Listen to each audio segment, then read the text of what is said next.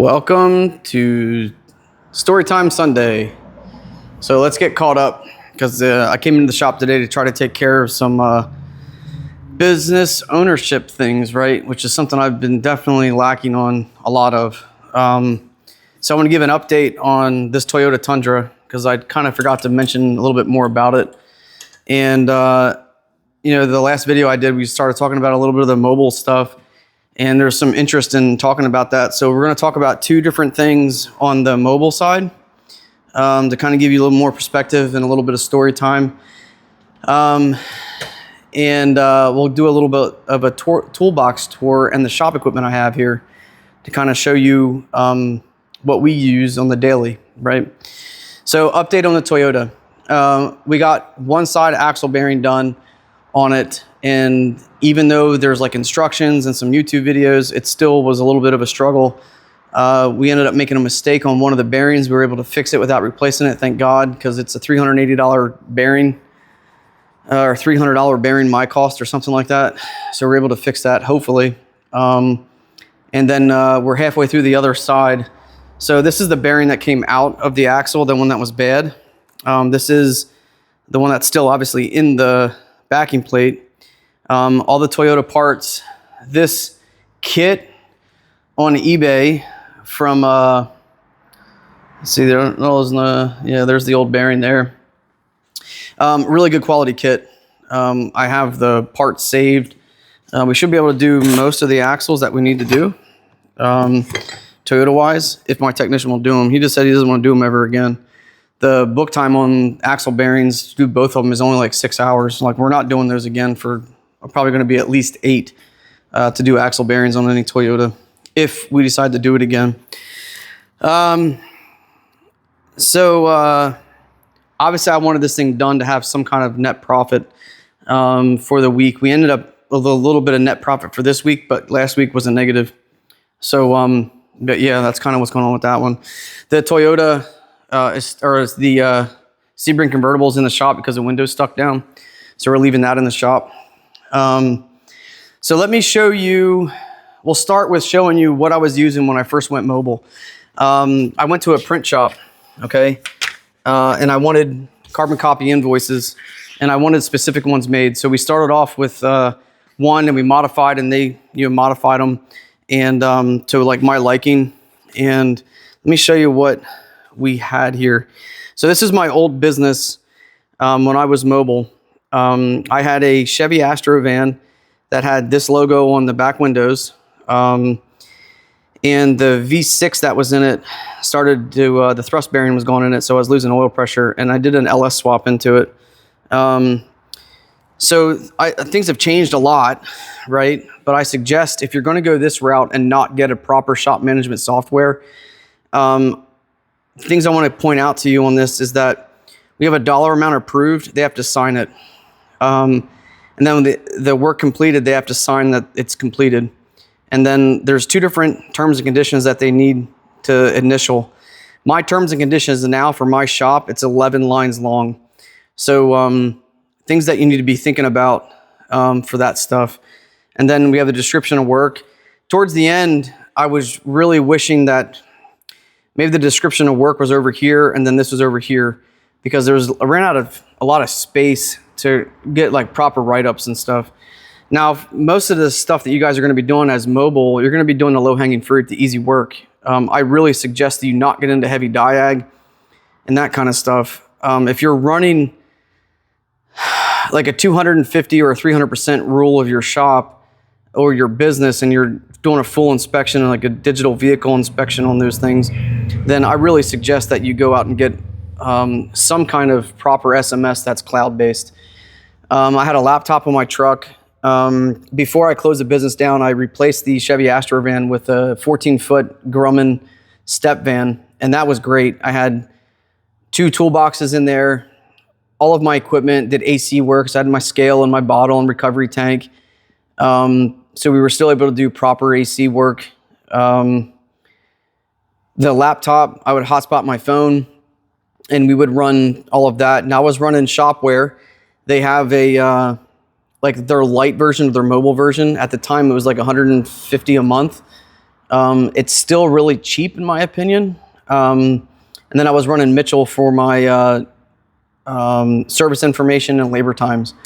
So Shopware, you can upgrade a little bit to get the motor times, but what I found is that the labor times for motor were typically a lot lower than Mitchell, and I didn't really feel like comparing. The other thing you can do too, you can start a Napa ProLink account, and Napa will give you full labor times, and I'm pretty sure it uses Mitchell for those things. So that's another thing you can do to get labor times if you're trying to get estimates together. So the other reason why I want you guys to run like an SMS instead of carbon copy like this is for record keeping. It's really nice to have those things in there. There's no reason why you shouldn't. A proper SMS sets you apart from the guys with no tools or a bucket of vice grips and hammers trying to go over there and butcher someone's car. I suggest that you guys have uniforms. Always look the part. Be professional. Set up proper ways that you can get appointments. There is a friend of mine. His name's Averin Collins. He owns the Mobile Mechanics Service of Fayetteville. He has actually started his own mobile mechanic coaching company. So look into him if you're trying to up your game as a mobile guy. He has not only a coaching program, but he also has his own shop management software for using for billing and that kind of stuff. Now, I don't think it's not the same as what you would get with Shopware or TechMetric or ShopBoss or ShopMonkey, but it's better suited probably for the mobile mechanic.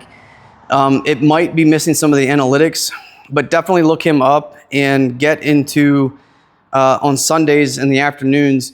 He usually runs like an open office call through Zoom or something. So if you're interested in talking to him, he's been mobile for like 14 years.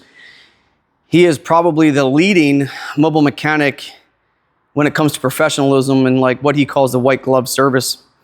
And he knows what he's doing. So if you're looking into really upping your game, I would definitely want you to talk to him. So let's go into two stories about mobile. We touched on the last one about one of the reasons why I pretty much stopped doing it. Let me put this phone down real quick. Let me back up a little. So what we found towards the end, like what I forgot to mention was that the city came down on me for running a shop at my house, right?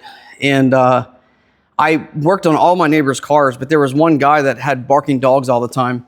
And I worked on his cars too, and his son's car, but he probably heard me yelling at his dogs because they would put their dog out and just be outside for like 8 or 10 hours a day, just barking every 30 seconds. And when he moved, that's when the city came down on me. So there was one Sunday that I had 3 tow trucks at my house dropping off cars. And that's not going to work in my neighborhood, right? There's only one entrance, and it's not good. Now, if you can get away with it because you don't have any kind of zoning issues or whatever, obviously do it, right? Your overhead is so low. You can make so much money working out of your house. There's no reason why you have to be unprofessional, still offer the client the warranties and those kind of things that set you apart from everybody else. But still have insurance, still have a proper SMS, service information, that kind of thing. If you were going to pick one, I like Mitchell more than any others, but ALLDATA is very good. And it also has OE schematics along with their standard aftermarket schematics, and that is huge. So if you get into wiring things, you get a lot more data, I guess, that's usable through ALLDATA. So the combination of the city coming down and saying you can't do this anymore is like, okay. They said if they catch me working on another customer's car within a year, they'll basically fine me. If I don't pay the fine, they're going to put a lien on my house and take it, right? So I wouldn't even put air in people's tires anymore. It's just I'm not doing that. So one of the last calls I went on, I went up to this. I told you that this guy, he was already banned from me because I'm not going to work on these type of people. Like he was selling drugs and stuff. He was just not a good dude that I wanted to do business with. And the person that made the appointment he referred to. So the girl made the appointment, different address and everything. And then he shows up.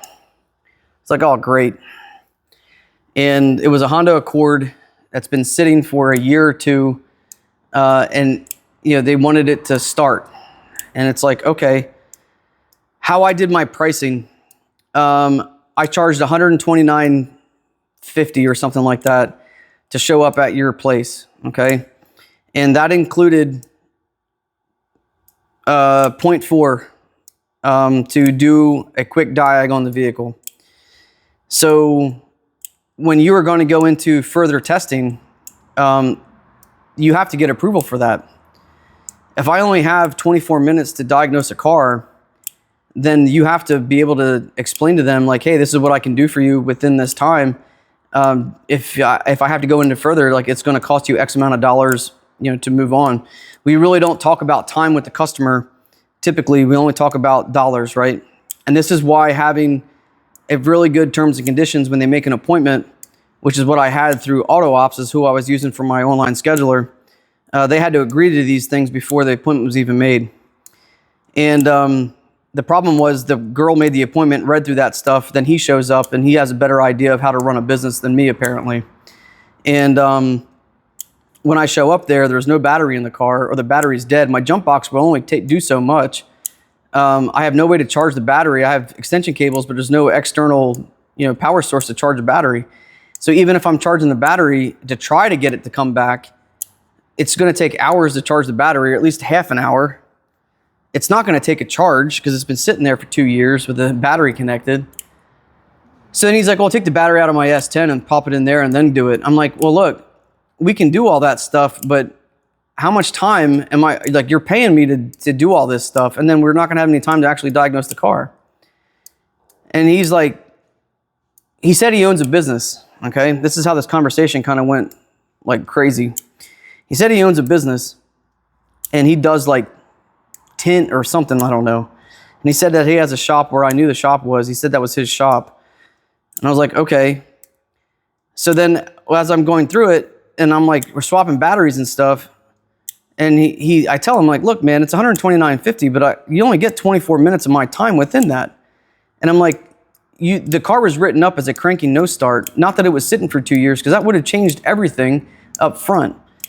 And he's like, well, you should have brought a battery with you if you're going to try to diagnose the car.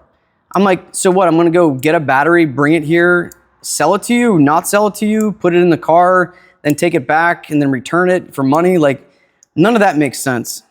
And so I was like, while I was cranking it, while I had enough juice in my jump box, I could hear the cranking cadence was wrong.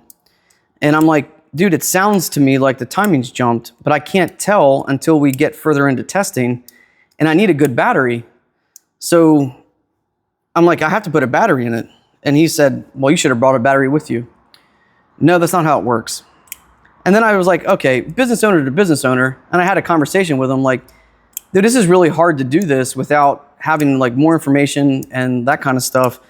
And he's like, oh, you should have known better. So I tried to level with him as a business owner to business owner, because that's what he said he was. And he went absolutely crazy. Started video recording me like some kind of, internet freaking sensation, social media person. And he said he was going to post it and all kinds of crazy stuff. And I was just like, I was laughing at him. And I was putting his car back together. And I said, obviously, I'm not charging you, dude. I'm just leaving. He said, yeah, you're not going to charge me. You don't know what you're doing. You're not going to ever be able to fix a car for $129. You should have known better than that and change your prices. I said, dude, I am changing my prices, and that's what I'm telling you. For $129.50, I could only do set amount of time to be able to diagnose this car. The car needs more work before we can even get started on trying to evaluate why it's not starting. And I'm like, it was written up as a cranking no start. There is no onboard diagnostic information. Freeze frame's gone because the battery's dead. It's like there's nothing here I can do. And he went absolutely crazy. He's threatened to find out where I live, shoot up my truck. He didn't threaten to shoot me, which is funny. But of course, nothing ever happened from that, right? And that's when I'm like, dude, I don't need this, man. Like, I don't need to be dealing with this anymore. And that's when I was just like, I'm done, dude. We had enough money from, like I told you before, the month prior, we did like $34,000 in gross profit, minus $2,000 of fixed expenses. So I had $30,000 in the bank just from that 1 month alone. So I'm like, I'm just gonna find a place to work out of and go brick and mortar. The other car that I had that was similar to that situation was an overheated piece of junk Dodge Dart, and the battery was dead in that one too. Cranking cadence sounded a little off. I was expecting a blown head gasket, and I'm like, look, I can't do anything else until we get a good battery in it. And you know, she was like, she didn't want to pay because I didn't diagnose the car. I said, oh no, you know, I gave you what I can, and you didn't approve a battery. So like, we need to get a battery in this, but I did what I could because I don't want you to buy a battery for this car if the head gasket's completely failed, but I can't do anything else until the battery's in there, so where I can at least get the car to start, attempt to start. I can do a leak down test on it. I can do these other things, but we're already above what we can do with a 129. And she was like, in her mind, she's paying $129.50 get her car diagnosed. I said, it doesn't work that way. It's not just a blanket fee to tell you everything that's wrong with the car. And she just didn't understand, even though I had proper terms and conditions and she agreed to them, she still didn't want to pay. She's like, well, I'll pay you if you come back and tell me what's wrong with it. I said, I'm not coming back. I'm like, you owe me this much money. And if you don't pay it, that's on you. And she just didn't feel like she had to pay. So I'm like, there was the two cars. This is also part of the problem with the industry with the mobile guys is that, you know, these guys show up and they're like $35 to pull up and what, do a code scan? Like, how much time are you going to put into a car to diagnose it, right? And I don't use the word diagnose with a customer. It's test and evaluate. There's the D word has become useless because of what all the auto parts stores are doing. And so I don't really use that word with them, but you know, it's just, you're battling against people that are literally competing on price. And as a mobile guy, I highly suggest you don't do that. So let's talk about something good.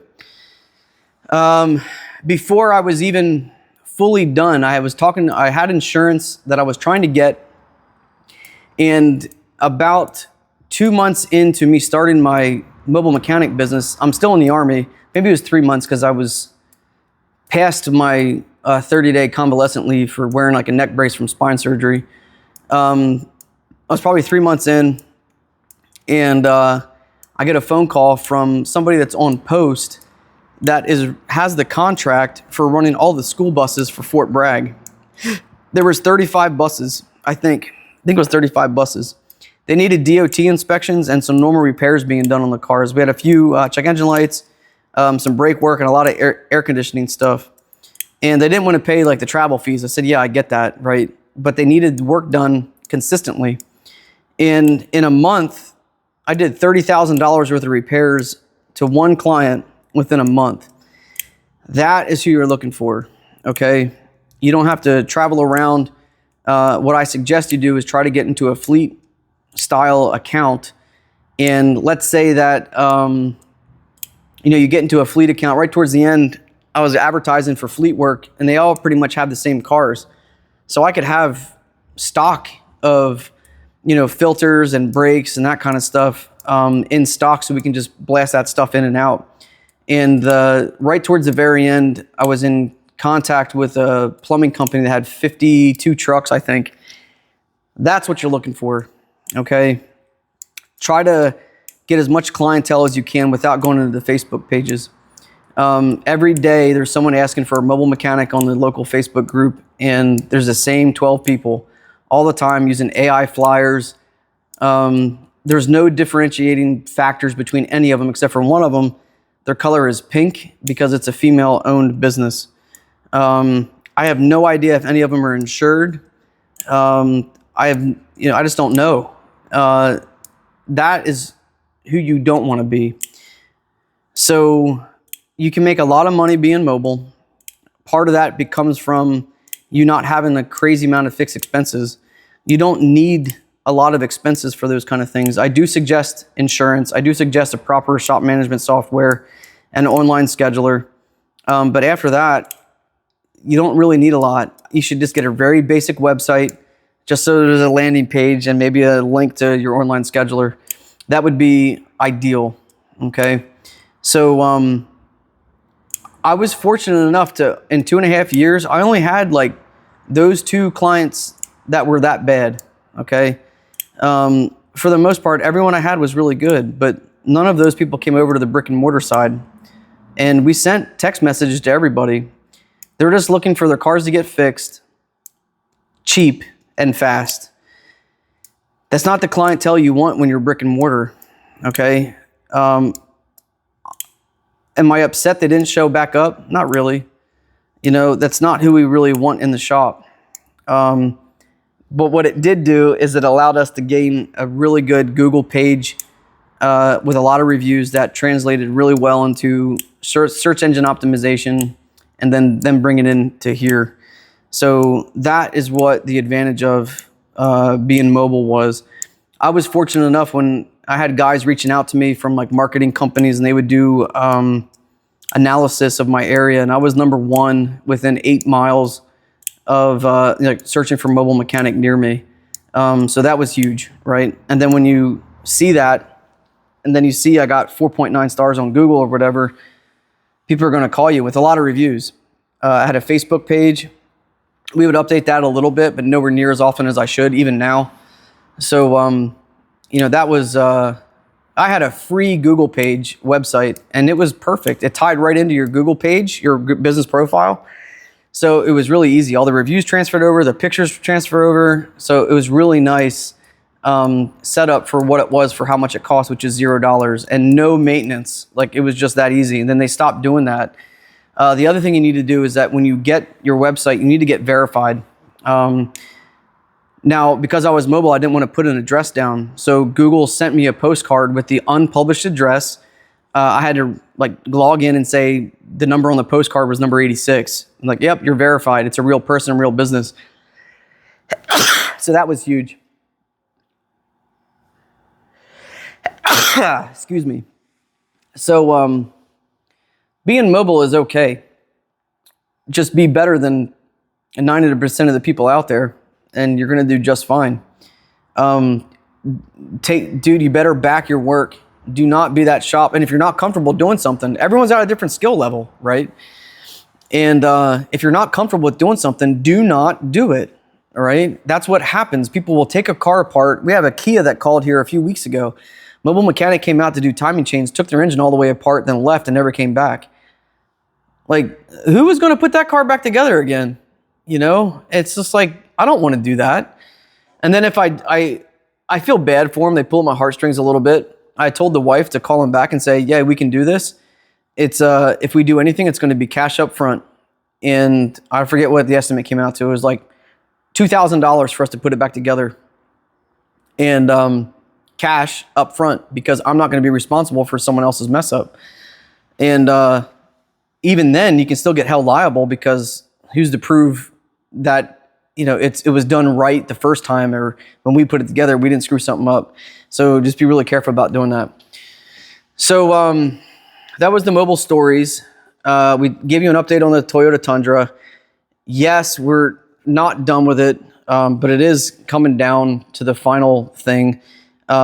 We have 4 appointments on the schedule tomorrow, and they're all verified. So we're going to be busy. I still have to finish up the Malibu engine. I might tinker with it a little bit tonight, but this thing's kind of, you know, holding me back a little. I did clean the shop up, took the trash out, kind of made sure the shop looks nice when we get in. I hate coming into work on Monday with, you know, a mess. I am working on the 30, 60 day milestones for my tech. It has to do with, I still have to do some touches on it because I want it to be for professional growth and for pay. So we're going to do like a double duty on the same kind of milestones. My goal is to give him a substantial raise by the end of the 90 days. And we're going to slowly start creeping that up, but we have to get milestones down. Say, you can meet this. This is what you're worth. So we're going to try to slowly start pushing towards that. Because I want to see that I'm willing to invest in him. But at the same time, he has to be able to be an asset to the company. Not so much with what he can produce, but the quality of work, his attitude, the whole person is right. And then when that's right, then you're worth more money, right? You're not a liability to the company. And his first week here, he didn't get credit for all the hours that he did on certain things, but he produced just under 12 hours. Now, a lot of that was going to be the free DVI at $0 an hour, but I'm not looking at that per se. I'm looking at the amount of hours being produced, because the average repair order kind of thing. And, you know, at 12 hours of produced with our normal effective sales that we do, he's basically paid for himself and paid for his recruiting fee at about 12 hours. So essentially, he's not costing the business any money right now. He's paying for himself to be here. And another reason why I'm not too concerned about what he's producing right now, in my eyes, for the next 90 days, is his pay is considered a fixed expense, not a cost of goods sold. In the back of my mind, I'm looking at what he's producing to make sure he's, staying profitable for us, right? Or breaking even. And then after 90 days, we'll slowly start, between now and 90 days, he's going to have more responsibilities and then have some better standards, I guess, that we're kind of putting in place, which is what we're doing right now. So, you guys wanted to see the tools. So I will show you some tools. Towards the end of the first year, we had to spend some money. I went out and bought this pressure washer. It's obviously a Harbor Freight Predator. This thing does really well for cleaning the floors with a surface cleaner. Now, one of my customers potential customer ended up being a pressure washing company, and he said that he will do this whole shop for about $500. I'm like, sounds good to me. I said, I'll move everything that's got wheels on it. And he's like, yep, $500. So that takes me a day and a half to do. And it's only got like a 12-inch or 13-inch pressure wash on it for the surface cleaner. I got a really nice vise, a bullet vise made by Wilton. It's an awesome vise. Highly suggest getting a good vise for your shop. This is the only workbench I have in the shop, and it's because horizontal surfaces are my nemesis for this exact reason. Now, we are working on this Malibu right now, so a lot of these parts belong to that Malibu, but that pedal box and that brake booster and master cylinder and pedals all belong to the 2002. So this is kind of a mess. The rocker panels don't belong to anything except for the 2002, right? This is my detail cabinet for doing like recons on cars that I'm selling. I have a really nice Schley Products ball joint kit in there. Everyone needs a wood saw to cut up wood. And then I have a really good chop saw for cutting metal. That's not an abrasive saw. I really suggest you get those. They're also called cold saws, chop saws. They have carbide bits on them. Here's the rest of my ball joint, adapters and press tools. And then I have this thing is new, which I suggest you buy this. Low profile Pitman arm puller. Really good, really good one. Because a lot of times those frames are in the way, the cross members and stuff. I have a ball joint puller for doing Subaru ball joints. That's made for all of them except for like the Crosstrek, I think. It's worth it. I think it's like $80. This is my toolbox. I bought this box back in 2001, I think. It's a KRL 700. It's only a 24-inch deep box. It's not... My idea was I was going to have this box and then sell it later and trade it in for the 30-inch KRL 1000. And, I left the dealer, went to my own shop in Philly, and I'm like, I don't have a big need for it. All my tools fit. Now that I have this business and I have, more tools, I had to go out and get something. This US General fits the purpose just fine. It fit very well on the top of the 24-inch box because it's only 22-inch deep. So let's go through this. Flashlights, crankshaft tools for Honda and Toyota. I have an angle gauge for in here for checking like drive shaft angle and that kind of stuff. There's all my drill bits, separated kind of by size, speed bits, and step bits. All my punches, carbide scrapers.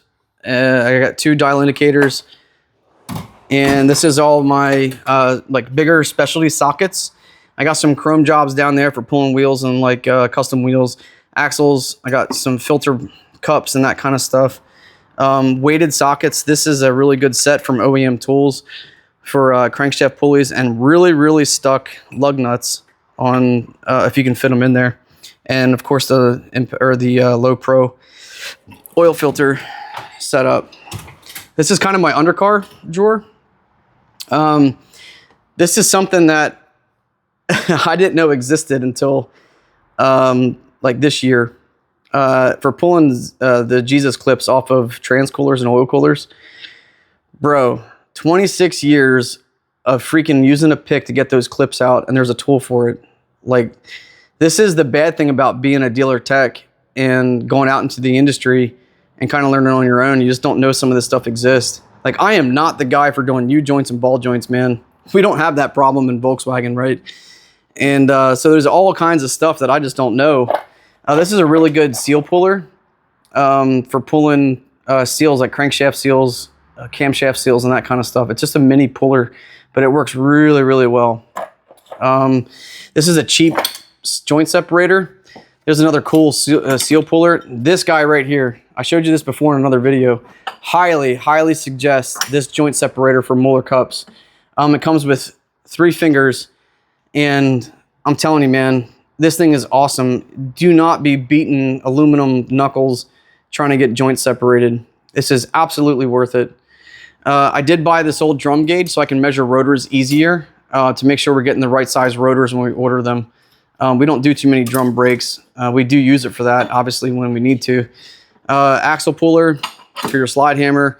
These other axle pullers here. I got a Pitman arm, a torsion key puller, and some wire brushes. And then this is my only brake pedal depressor that I have. Really suggest you guys get one of these impact drivers. This one's a really nice one. It's an old Craftsman. It's got the bigger bits in it, but it's definitely a nice one to have. Here's a nice tool that you should be using when you replace a master cylinder and you have an adjustable push rod either on the booster or the master. This is what you need to do to make sure you're set it up properly so you don't have a hanging brake. All right, so that's another nice tool to have. Oh, this is a good one. This is an S-hook made to go, your 1-inch thick pry bar would go through here, and it's good for pulling control arms down to get ball joints separated out of the knuckle. That's a really nice tool to have. These are my screwdrivers and picks, extended size. I'll tell you that the Snap-on hose remover tool is so much better quality than these crappy Icons. These things feel cheap when they're in your hand. They're not balanced right. These things are not heavy enough in the handle, and it makes it just feel super Chinese. I do not like them. They are a whole lot cheaper, but they're junk in my opinion. They work. This is a Matco. They still have this patented. Obviously, Matco doesn't make pretty much any of their own tools except for maybe toolboxes, but that's still outsourced. This is an indexable setup for pulling trim panels and clips like that. These things are awesome. Highly suggest buying a set of these. I just recently noticed that they sell these things too now with an index like this for, I believe for pulling trim that doesn't have this piece in the middle. It's just like an indexable pry bar. Or is it something else that was indexable that was really smart? So keep an eye out in the Matco truck for those. Those are definitely worth it. If you don't have seal removers, guys need to get a set of these things for pulling O-rings. I already lost the 2 small ones. I lost the 2 small picks. So from the Snap-on ones. I still use the nut drivers, just nowhere near as often. Serpentine belt tool, this one retracts to pinch the belt, right? That's just a crappy Duralast one. And I have an old Mac one from way back when that I use pretty often. You can bend it up and make it work the way you need to work it.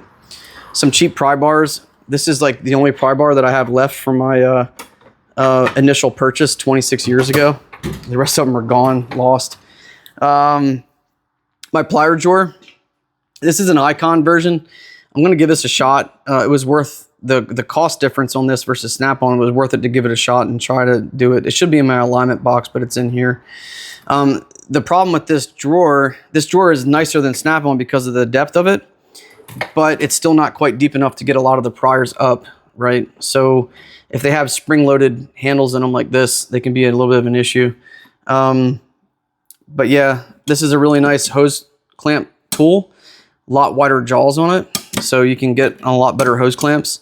And there's an old or a different fuel clip retainer puller. And I'm missing a pair of my other ones I wanted to show you. I'll see if I can find them. And then this is my Milwaukee drawer. Heat gun's really nice. Something you wouldn't think about using too much, but it is a pretty nice tool to use. So the cutoff wheel is definitely worth it. My only standard drawer of sockets. You know, we don't do a lot of standard stuff, which is fine. Bigger pliers are in here. If you guys don't have one of these hose clamp tools, you guys need to get them. This thing is amazing, especially if you're working on Euros. Really, really good. The double jointed hose clamp pliers are also really nice. So those things are really handy to have. And also cutting heater hoses and hoses. This is way better than a razor blade. Highly suggest doing that. I found that in my old dealership. Somebody left it somewhere, like underneath a car or something, and I had it for a long time. And then eventually it broke, but it was a Blue Point. It was covered under warranty. So that's kind of cool. Vice grip drawers, pretty self-explanatory. Then my any wrench drawer. All right, this is my ratchet drawer, and all of my 1/4 inch stuff is over here. This is one of my favorite ratchets, and it's a piece of junk Harbor Freight ratchet, but it has amazing, if you can hear it, amazing tooth count. The minimal back drag. It's a really nice ratchet, and it works really well. This is one of my favorite ratchets. It's an old military ratchet, probably from the 60s. It's really hard to say. It works really well, but it's only got like a 36 tooth in it. And but it's handy. I would like to buy another one, cut the head off, and buy another ratchet and weld the head onto it if I can. Anytime I go to flea markets, I'm always looking for these things. And this is an old Thorson ratchet, but it's got an external gear on it, which is really neat. And it works well. And, you know, back in the 60s and 70s, you can go to an auto parts store or hardware store and buy a bunch of US made tools. You can't do that anymore. This is an old Wizard 1/2 inch ratchet. I got this out of that 62 Galaxy. It works really well. You know, old Thorson. That might be the Thorson there. No, it's a Sparta. I have an old SK one back here. The Tekton ratchets, I really want to like them a lot, but I've broken so many up here. I think I've broken 3 of them now up here at this joint. And I'm not really too hard on them, I don't think, but the Snap-on one, this is the first, I had to replace this one, but this is the first ratchet that I bought that was a Snap-on ratchet. And I love flex head ratchets. This is the pass-through from Matco. The really nice thing about this version is it's got a selector on it instead of just flipping it over. So that is kind of a nice one to have. There's all my extensions, 3/8 drive, 1/2 inch drive, all my adapters and that kind of thing. I don't have too many of the Snap-on extensions and stuff. This is all leftover wrenches for my standard stuff. And this is some of the bigger metric wrenches. And then these are brake bleeder wrenches from Vim. These are really nice for being able to do brake bleeders, especially without pulling the wheels when you're doing a brake fluid service. I got 3 drawers of electrical nonsense. 2 soldering guns. These are really neat to have. These are ammeters from Blue Point from way back when. And this is a really good way to get like an am reading on something without having to hook a scope up, right? So highly suggest trying to find these things if you can still get them. This one goes to 0 to 100, and I got 0 to 600 here. So it's really good for checking starter draw. And another drawer of miscellaneous electrical nonsense. This is my first business in Philly. This is my wife's hand holding the wrench. And we did this back in 2006 is when we made that. And you can see here the stuff that we were doing. What I will say is that when we went to this stuff, we ended up really getting away from high performance when I moved over to the next shop. It's just not enough money in it, to be honest. It's a lot easier doing repairs and maintenance than it is that kind of stuff. Going fast on cars, that's a user's hobby. That's not paying a shop to do stuff. Leftover junk drawer for cutting up sockets, different wrenches. Battery holder, which is really nice for pulling batteries out when they're down in there pretty far. Valve seal remover, I mean. It's just like we don't do that too often anymore, right? So, but that's kind of what we got with that one. This is my air tool drawer. This stuff is kind of like super old and outdated. What I will say is that the tire buffers or the buffers and that kind of thing are really nice to have. Die grinders, obviously. That air hammer is a Harbor Freight air hammer. Super, super strong. Torque Test Channel did these and they were really good. But I will tell you the trigger is it's either all or nothing. And I will replace that. I think it's at South Main. His channel, he really likes the Ingersoll Rand, I believe, is the one that is the bee's knees to get. So I'm probably going to replace this one with the Ingersoll Rand one, just because of that. Here's something that you guys should be looking into. This attachment for a die grinder, super worth it for doing like cleaning, especially thermostat housings and that kind of stuff that are down in there pretty far. Super cheap thing to get. Try to look into those things. And that is my favorite air ratchet. The Matco one's not bad. And that used to be my favorite gun of all time. It's starting to go bad on me. And this gun right here was super powerful. But the Milwaukees are just better. My torque wrenches, I will say that I did buy one of these wheel ones just so because we torque every wheel here in the shop. And I really don't like this. I really want a ratcheting one. Unless I was using a 12-point socket. Maybe I could try that with a 12-point, but I'm using flip sockets, so it's like I really don't feel like dealing with it. This is a really good tool for doing fab work. It's a nutsert tool. I do need to get, I would like to try to find some metric adapters if I can. Highly suggest, anytime you're like in Facebook Marketplace, when you're traveling around airports and stuff, or military bases, this is an old military one.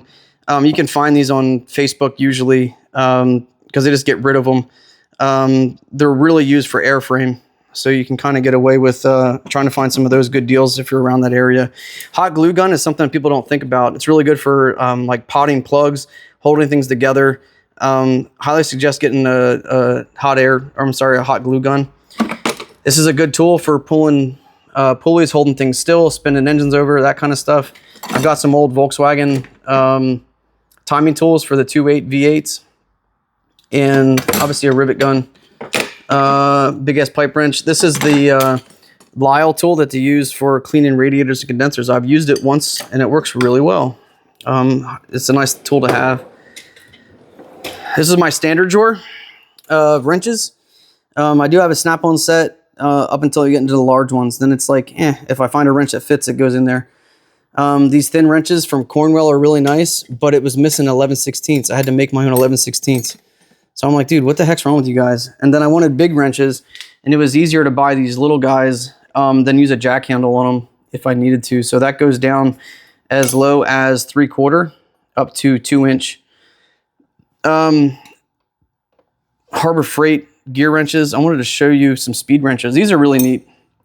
So this is a speed open end. Works really well, right? So this is something else that's pretty neat to be able to get. I'm going to suggest doing something with those if you can find them. Spark plug socket, Cornwell, Chinese stuff, but a lot of people make them, so I highly suggest these. No rubber, it's all magnetic. All the sockets you would need. I have a really good wheel installer kit. I do like this a little bit more than this guy, this Lyle tool, but the Lyle one works. Some timing tools, that kind of thing for some LS, locking on the flywheels and that kind of thing. These are really nice to have. These are strut sockets for holding the struts, but so far I got 3 different sizes that they make, and every strut I needed, they didn't have the size. And I think that's the only 3 that they make. So I'm like, all right, I didn't buy enough of them, obviously. I'm a shop that does CV boots. I do not like aftermarket CV axles. So the only time that I replace a CV axle is when it's making noise. This is a really good CV boot clamp style puller. Like band clamp. Stick it in there, wrap it up, make it tight, and then just chop it off with this. Wrap it up here, then turn this and chops it off. I really suggest doing that. There's an old timing tool for Volkswagen. This is a really neat tool for separating oil pans or gasket services. You can kind of slam this in with a hammer, tap it in, and then hit right here and drive it across. It's sharp-ish on the sides. It's kind of sharpened. You can kind of see it's ground a little. Really good tool to use for that. There's another timing tool for VW. Yeah, there's an alternator tool also. Ecotech 4-cylinder water pump job. More screwdrivers. I can't justify spending a big dollar amount on screwdrivers. So these queens work really well for what they are. I have some miscellaneous stuff that like stubbies and that kind of thing. This is a drawer that I'm not super proud of, but it's realistic. I've actually had these for 26 years and I've only lost one of them. I had to buy, and I was able to still get the red handle. This was given to me when I won Mechanic of the Year for the 160th back in 2014, I believe. So Snap-on kind of like sponsored it a little bit. They gave me a screwdriver for being the best mechanic in the regiment. That was kind of neat. Those two screwdrivers are original screwdrivers from when I first bought my first Snap-on tools back in like 2000. Only two left out of all of them. 6-point, 12-point. These Blue Point wrenches I've had for 20-something years. Of course, I pick up the Mac replacement because I lost the 10. But these things, I have not broken one of them yet. Really like them a lot. I really like these wrenches a lot. A lot of guys don't use a double box. I like this double box stubbies. They work really well. I highly suggest getting a set of Snap-on line wrenches. If you see, they have a huge open end on them. So when you get on a fitting and you go in at an angle, you can still get full contact of the flare nut. So highly suggest getting a set of these. Now this standard set comes from 10 to 14, but you can get them all the way up to 18, I think. So I'm like slowly checking eBay once in a while to try to find some used ones to finish out this set. The stubby 12 points work really well. I do like the deep offset double. These are Matcos. These are pretty nice. And then I do like these things. Stubby gear wrench. I use those often. We like to have a good time here. So say hi to my friend. All right. These are okay. These are like crappy Amazon Duratec ones. I don't know the warranty on them. I already broke one. They've been replaced by the mountain wrenches now. And I think I like those a little bit more. And then this is also the Duratec zero offset double box. They're okay. This is my socket drawer, all metric. E-Torx for doing, I think, Chrysler. There's an 11 in here. I had to buy this whole set to get the 11 to do Chrysler. Half-inch. These are, what brand are these? Astro. These are pretty nice. They're pinless, too, which makes them, like, really strong. I don't have any complaints except for, like, size, but they're half-inch sockets. I don't expect them to be small. Triple squares, tamper-proof triple squares. This is the set of the nano sockets that go with the pass-through on that Matco set. This is my second Matco 36-inch or 24-inch ratchet. The first one I had got stolen. And this thing is expensive, but it's really nice to have. This gear wrench, I've broken two of these things now, these long ones, and both of them, the selector broke off. When I just dropped it off my cart, fell on the ground and broke the selector off twice. I'm like, yeah, I didn't even want to use that, but it's going to go into my alignment box. Tap sockets, torque sockets, some axle sockets are 12-point. I got one set of chrome half-inch in here. Some of these metric ones I hardly ever use. Snap-on set of 3/8 universals. Snap-on, for the most part, there's a couple oddities like this I lost. Hex, stubby hex, 1/4-inch drive, and stubby 1/4-inch. More spark plug sockets. You guys probably never even seen one of those before. Best for doing old Honda fuel filters. I got a 1/4-inch 16, which is really nice to have. It didn't fit on my stupid rail, so I have an extra over here. And then I have the E-Torx down here. A lot of triple squares for doing my old Volkswagens. There's a VW cylinder head bolt tool. And then we have 12-point. We have the impact stuff. Some of these sockets are out on my cart. And then we have mids, 12-point, impact, chrome. All these are 6-point except for that one set right there. Then valve adjustment stuff, Allen wrenches, a little bit of specialty tools. This is an old Volkswagen wire puller for like the 2 liters. Blowgun, coolant and vacuum fittings, acid brushes for doing all kinds of stuff. There's some trim work. These are really nice for really intricate stuff. These are not very strong, but they do have some kind of a warranty on them-ish through Matco. Thread repairs, files, and the uh-oh drawer, right? And my hammers. My buddy I had working for me, his son was like 16 years old, and he called this a cartoon hammer. Pulled this out of my granddad's basement when he died. It's like a big old chunk of rubber, but it's not glued in or anything, so you got to be careful using that thing. End up killing somebody. So that's that. In my locker, I've got a dwell meter for doing points ignition. You guys need to get a little bit of this ribbon sealer. Call it Dum Dum. It's also called butyl tape. This is really good for holding stuff together that you kind of messed up inside a dash or in a center console, door panels, that kind of stuff. It just holds things in place really well.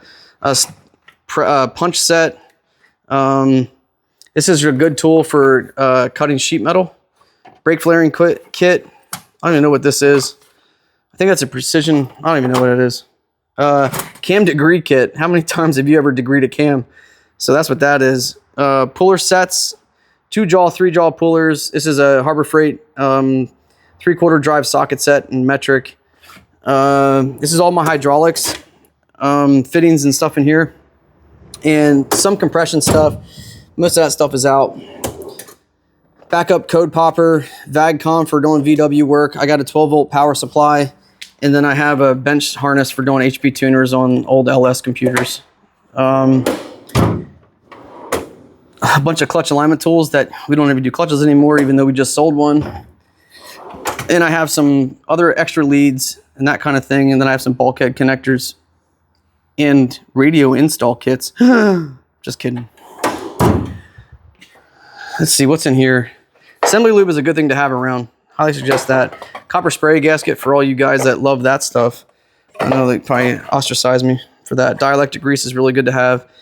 This is a really good stuff that you should have for this. This is like basically high tack. Highly suggest doing this. There's for like old cork gaskets, I guess you would say. Highly suggest buying these things when they're on sale at Harbor Freight. These Drill Master ones, they're like $10 or $15 when they go on sale. I buy 4 or 5 of them at a time. They last forever. And it sure beats changing from a cutoff wheel to a flap disc to a wire wheel to a grinder. This is a really nice tool for doing sanding of tubing. If you do any kind of fab work. Highly suggest keeping an old inner tube around. It's really good for insulation and vibration stuff. So highly suggest that. All my junk up here. This is in this box is a frame jig for putting motorcycle frames together. This is a wheel lock key kit that somebody didn't know where it went. It's supposed to go in here. This is I used this before I showed it to you. I forget the name of the brand on this. There it is. Yeah, Vividia. Suggest this one is really good. They usually go on sale. This was about $1,000 camera, but this thing is really small and it does like 200 something degree articulation. The thing that I don't like about it is that it's really, really selective of what charger it works for, right? So that's that. Slide hammer. This is a 10-pound slide hammer made from a 5-pound. And somehow or another, I was able to MIG weld cast iron. So maybe it's steel, but it's holding strong. If you try to slide out or bang out wheel bearings and hubs with a 5-pound hammer, you hate yourself and you hate your team. For the love of God, get a 10-pound hammer, all right? I did get this Air one, and it works okay, but it is not, this is way stronger than that.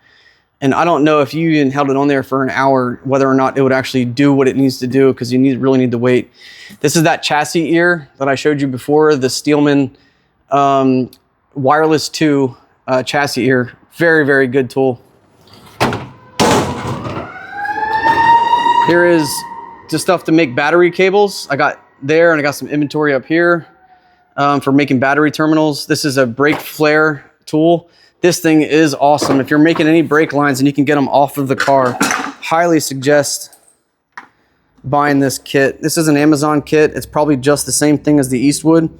I mean, I'm talking like perfect flare right from the get-go, as long as you remember to put the fitting on. Haha. That will make an ISO bubble flare first time go. I've got a really cheap smoke machine made by All-Tool. It's not a high pressure one, but it works really, really well. One vacuum pump. I got a hot staple gun for fixing broken things. In my timing kits, all my timing tools belong up in this drawer. This is a battery terminal crimper for doing those. As long as you can get the cable off and you can put it on the ground or on your bench or vise or something, you can use that. I do have one step stool, really good to have for working on some trucks. Timing light. This is a Mac timing light, self-advancing. I highly suggest buying one of those with the self-advance. Bushing driver, power steering puller, serpentine belt tool, more pullers, steering wheel, harmonic balancer. There's a hole punch kit for making gaskets. Really good tool to have.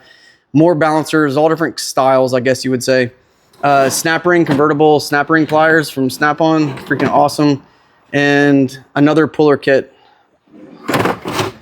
made for Chrysler. One of those Chryslers was like super, needed a really shallow one.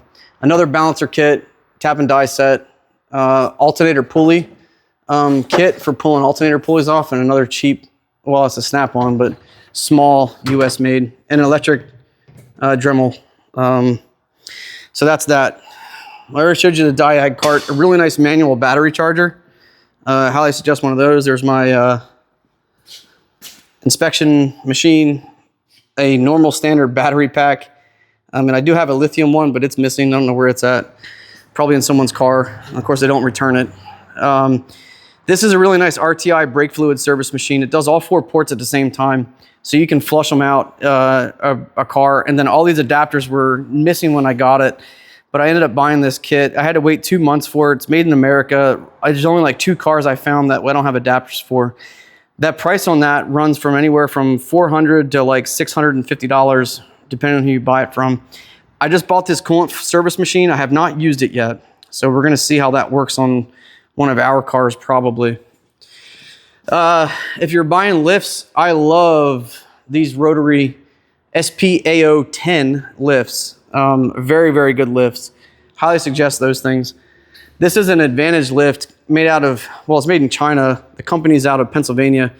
They're not ASI certified, but they're still good quality lifts-ish. The cost of that lift is only like $3,000. The cost of this lift is anywhere from 75 to 9 grand, depending on who you buy it from. Huge difference in quality, but it does work. This SunX Transjack, do not cheap out on a Transjack. Get a nice Transjack. This is like a $1,300 Transjack. It's air over hydraulic. That has the fuel tank adapter we'd use for axles, fuel tanks, subframes. Really nice tool. Highly suggest getting one of those things. The air or the drains that we use, these are John Dow 20 gallon. I tried buying them from my supplier, but their cost on this thing was more than what my cost was on Amazon. The nice thing about these is that all you do is hook air up to it. This would be closed. Hook air up to it, slowly crack it. There's a swing gate down inside here. You don't have to worry about shooting air as a geyser or anything like that. And I upgraded all the casters to 6-inch because my oil recovery tank is across a gravel lot. Highly suggest those. I don't think you can ask for anything better. The only thing you can get better than that is if it had a tray on it to hold rags and oil filter things. This is the Hunter RX10 alignment rack. It's really good. Like, I don't know. That thing is awesome. I love that rack. 200 amp old Miller-Matic welder. It's going to have to get replaced. It's on my list of things to replace. A Brannick 7200 strut machine. This is supposed to be their light duty model, but I love this one. I got rid of the 74 or 7600 because I like this one so much more. I do not like the other ones. They were just way too clunky. This thing worked really well. It auto adjusts for the level, goes up and down. It's just, in my opinion, a way better machine. So I bought that. Actually, the guy gave me that for free when I bought the lift. 20-ton press, Harbor Freight John. I'll tell you, to do these axles, we're gonna have to modify this thing a little bit. We had to cut the freaking thing off, and I've cut it with my bandsaw, crooked. We have to grind that flat, and then I have to take this brace out of the middle because the axle won't fit, and then we have to, put something in between here, get it up about 6 inches, and then we can start doing these axles better. Portable bandsaw. This thing is awesome. Really handy to have. This is all my AC stuff. So I got a scale, I got a blower, I got a separate recovery tank, separate machine to take contaminated refrigerant. All of my AC stuff is in these drawers. It's actually somewhat organized. So you can see we got like a lot of different stuff in here. I did just buy this Robin Air dye injector. I think the thing is awesome. Highly suggest that kit. And I have a sniffer that I need to replace. I got a flush gun, I got an orifice tube remover, and I have this AC. This is really good for variable vane and variable displacement compressors. You need this tool to diagnose those things properly. So highly suggest that one. That was actually cheaper to get it from AutoZone than it was to buy it online. Extra gauges. I have this thing. I highly suggest not buying this thing. The stupid plastic cartridges they send you, do not over tighten. Yeah, do not tighten it at all. Fucking things leak, all kinds of shit. Man, it got on my nerves, dude. Obviously, I'm swearing now. I'm not supposed to do that. So, and I have some extra stuff. When we buy an AC kit, if we buy an evaporator, or I'm sorry, a condenser, then we're not replacing the desiccant, obviously. And I got some cans. I don't know why I still have those things, but they're there. Hub tamer is really good for using for press tools at this point because we don't really do any kind of on-car wheel bearings. All right, I had a brake fluid thing leak and caused a huge mess, and that all needs to come out and be cleaned. Kind of makes me mad because this is not the kind of shop I like to have. But oil pressure and trans pressure, fuel pump pressure, cylinder pressure tester. This is not what that is.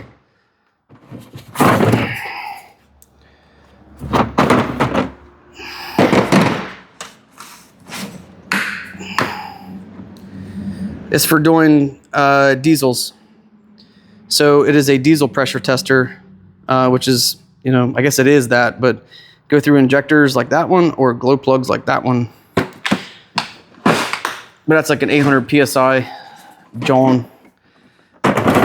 This is another one I have here for diesels. This is a this is a electric meter. This is a smart meter from Mac that I've never actually utilized to its maximum, value, I guess you would say. It's got a signal generator in it, some other things. So you can actually like put an input, you can do an output into the computer with that, get some better readings. Really good snap-on compression tester. I had to buy a Harbor Freight one because that was missing a 12 millimeter for the newer spark plugs. I just ordered an $80 freaking hose for that. So now I'm not embarrassed to take a picture of a compression tester with the Harbor Freight gauge. So that's good. Oil pressure gauge. This is not electrical meters. I forget what's in that one. I probably need to open that up. Oh, that's my fuel injection pulse generator is what that is. And I got fuel injector cleaners and another fuel pressure kit. I have these for what I used to use. This is another portion. See that stuff leaking? Boy, it made a mess. This is my fuel pressure thing. Dial indicators that I just replaced with a brand new snap-on one right here. This I'm going to tell you to probably get. I haven't used it yet, but it takes care of a lot of the problems you have with setting these things up. This thing right here is the reason I bought it. No more of that, like put it together, slide it all around, do all kinds of stuff, hokey pokey nonsense. So I'm really looking forward to use this one. This is a US made version, which is really good. This is like 550 bucks, but we absolutely use dial indicators here. Obviously we use them mainly for doing rotor run out, but it's a really good tool. I got one metric brake rotor tool. Coolant. This is a really good radiator pressure tool tester from KD. Universal. This is a crappy Harbor Freight one. I have my coolant vacuum tool. There's a bubble bleeder, power steering bleeder for the vacuum pump. Rear brakes. This is more adapters for that style brake bleeder, which when you're mobile, you're going to want to get one of these so you don't have to ask the customer to pump a brake pedal like a buffoon. So get that. Oh, there's my gear oils that I keep in stock. There's my brake fluids. So we got .4 LV, 4 and 5. I think there's 5.1 in here too, I think. There's a Liqui Moly SL6.4 for some of the Euro stuff. There's some Techstar back there. That's the 5. Honda Power Steering Fluid. This is my open bottles of miscellaneous chemicals. So topping off fluids and that kind of stuff. And this is my aerosol cabinet. Right. Nothing to really see here. 20-gallon pressure wash or parts washer. I do have a torch set up next to the alignment rack. That's when you're going to use it the most. This Hoffman balancer. This is not a Geodyne 7600L. When they came out to look at it, they're like, that's not what that machine is. But I will tell you, I'm going to show you the serial number because this thing is freaking awesome. I love this thing. You do not chase weights. You can do double stick-ons, and it's good to go right from the get-go. All you do is do two readings. The stick comes out, hammer on or stick on. But this right here goes where the stick-ons go. So you can do out, put it back down in on the inside. It'll beep at you. And you close the lid. It's got a radar sensor to measure the width of the wheel. Close the lid, boom. It'll tell you on the screen, hammer, stick on, yep. Close the lid. Put the weights here. Okay, done. We just started doing this. Normally what I would do, I would only clean the wheel weight residue off. And I started using this. I'm like, man, we're trying to step up our game a little bit. So we started using the eraser, pulling that residue off. This Coast 70X machine, this thing is a beast of a machine. It's air only, no electric. It's got plenty of power to do anything. The only thing it doesn't have is a bead massager for getting the air out of the bead. So I would like to have one of those, but I have a Corgi machine that I'm going to replace this with.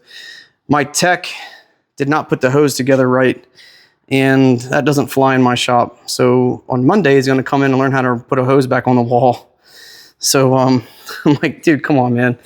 My 2 Robin Air machines, not super happy with them. They work okay, but they're only 2 years old. You got battery faults in them, and I'm not a huge fan of these machines, but they work. Those are the 2 part numbers there. This is the oil that we stock, Valvoline Restore and Protect is all we stock. We stock every other coolant for every car on the road, and we mix it with distilled water. I'm not a huge fan. Well, we don't do any tap water. The only trans fluid we keep in stock down here is the Valvoline Max Life. Does a majority of the cars domestic, but a lot of the newer ones are using ULV and stuff, and that's not going to work for that. So we have to get those fluids separately. And of course, I have this Hunter awesome Hawkeye Elite. It's upgradable, so we can do ADAS with it eventually, but I don't have the base space to do ADAS. So the other thing that's really cool that I really would like you guys to get is a floor scrubber. This thing's a little 16-inch. It does really well. It's really good to go around and do spot cleaning. It's a little small for cleaning the whole bay, but it does its job, and it does it well. That's my technician's tools. That's all of his boxes over there. And that's everything. So you guys asked for a longer video. You got it. We'll see the analytics, you guys actually stuck around or not. But yeah, back to the mobile stuff. Hey man, it's a really good way to go, right? If you don't have a shop, it's a good way to do things, but just make sure you do your customers justice and you do a good quality job. Stand behind your work. Don't be blocking people. Also, don't be a yes to everything kind of guy. I swear to Christ, if you're the guy that's doing brake pads for 40 bucks, dude, raise your rates and do a better job, all right? So, okay, till tomorrow, we'll talk about how we got, hopefully, some more work done. I don't know when we're going to get this clutch job in the shop, but we got some heavy work to do. All right, guys, remarks complete.